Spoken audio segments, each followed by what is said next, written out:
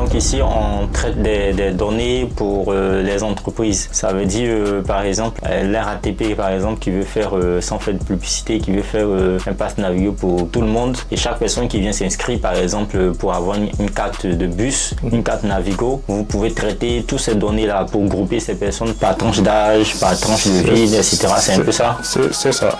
Sauf que dans ce cas-ci, la donnée est déjà mise en forme parce que quand vous allez vous inscrire auprès de la RATP, vous renseignez souvent des informations bien spécifiques comme par exemple votre nom, votre prénom, votre date de naissance, une photo de profil. C'est différentes informations qui sont assez bien structurées. Donc ça, c'est des données que vous renseignez déjà. Elles sont énormes et il faut bien évidemment des outils pour les traiter. Mais il y a moins d'efforts à fournir pour ces données-là que par exemple quand vous êtes sur les réseaux sociaux et que vous partagez des informations sans pour autant que vous suivez une logique bien définie par exemple. Par exemple, aujourd'hui, vous pouvez décider de partager une information textuelle, comme par exemple vous parlez de vos états d'âme, et demain vous décidez de partager une vidéo qui parle par exemple de l'histoire de la France par exemple, après demain et ainsi de suite. Vous partagez des informations qui ne sont pas du tout structurées par exemple.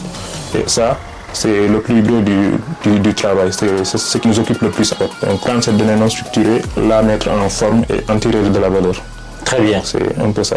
Waouh.